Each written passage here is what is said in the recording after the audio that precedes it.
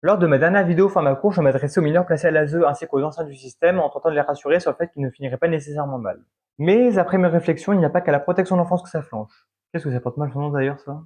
Lorsque j'étais le plus actif sur TikTok, je recevais tous les jours des centaines de messages d'abonnés, souvent des filles par ailleurs âgées de 12 à 16 ans, qui avaient un mal-être profond, et comme je milite tous les jours pour la protection des mineurs, elles avaient un grand besoin de se confier à Phoenix 632. Et ce qui est intéressant de noter, c'est que presque aucune n'avait été placée à l'ASE, et pourtant quasiment toutes avaient un mal-être profond. Alors il y avait différentes causes, hein. Certaines se faisaient frapper par leurs parents, d'autres avaient vécu des agressions S. Et non, moi je n'incrimine aucune population en particulier, certains agresseurs étaient des hommes, d'autres étaient des femmes, il n'y a pas de sexe malheureusement pour les agressions. Et je me souviens d'une adolescente en particulier de 14 ans qui était venue me confier qu'elle avait des relations extrêmement intimes avec un membre de sa famille, sans citer lequel, et qui lui a fait croire que c'était normal de faire bisous câlins avec lui alors qu'il avait la vingtaine, pour ne pas dire la trentaine.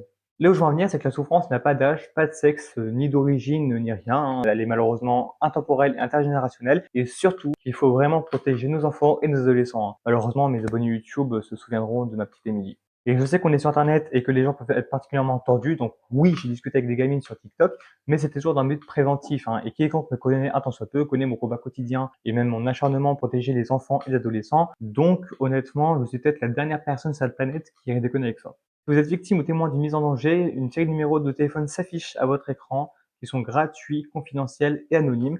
Surtout, si c'est vous la victime, ne restez pas seul. Je ne le répéterai jamais assez, mais prenez soin de vous. Peace.